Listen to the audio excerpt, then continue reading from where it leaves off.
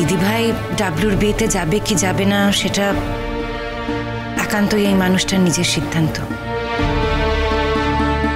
কিন্তু দিদিভাই যে আপনার বাড়িতে থাকতে যাবে না সেটা এই মানুষটাকে আমি যতদূর চিনেছি সেটা দেখেই বুঝতে পারছি।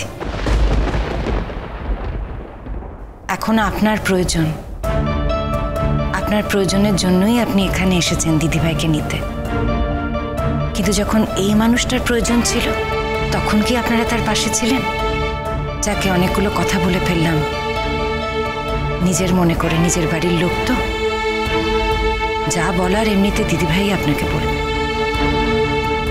ডাবলু আমাকে চাইছে তো, ওই সে নিজে একবারও তো আমাকে ফোন করে বললো না। আরে বাবা বলবে বলবে, হয়তো ফোন টোন করবে। আগে থেকে একটু হাওয়াটা বুঝে নিতে চাইছি, সেই জন্য আমাকে পাঠালো। আমি কি বলে দেবো যে ডাবলু কত করে তোর মাকে অনুরোধ করলাম, হাতে পায়ে ধরলাম, তোর মা বললো কিছুতেই আসবে। বলে দেবো কি, জানিয়ে দেবো। নিষ্ঠুরভাবে আমাকে প্রত্যাখ্যান করেছে। ডাবলুর যদি সত্যি আমাকে প্রয়োজন হয় তাহলে ওকে আসতে বলো, ভেবে দেখবো। আশা করি আর কোনো কথা নেই আমার সঙ্গে। দাঁড়া দাঁড়া, জামাই বাবা বাড়িতে এসেছে, খালি মুখে যেতে দিই কি করে বলতে? তুমি একটু কিছু মুখে দিয়ে যাও বাবা। না না শাশুড়ি মা, আমার হাতে সময় নেই, আমি কিচ্ছু খাবো না। বললাম না, খুব প্রয়োজনে পড়েছি, তাই এসেছিলাম আপনার মেয়েকে বোঝাতে। আপনারা সকলে ছিলেন, আপনারা সবটা শুনলেন, মেয়েকে একটু বোঝাবেন।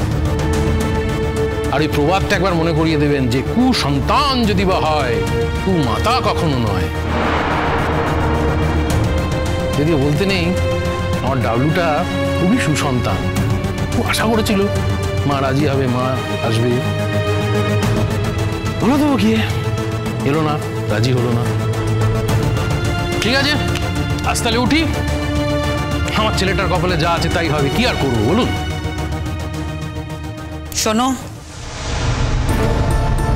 ডাবলুর যদি সত্যি এত অপেক্ষা থাকে আমার জন্যে, ডাবলু যদি মনে করে সত্যি তার মাকে প্রয়োজন, মাকে দরকার, আবার বলছি, শেষবারের মতো বলছি, তোমার ডাকে নয়, ডাবলুর বিয়ে তো, ডাবলুর ডাকে যাব।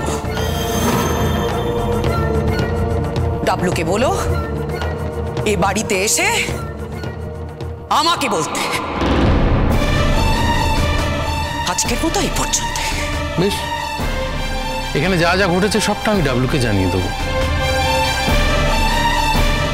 আমার যা বলার ছিল বলে গেলাম। আসি।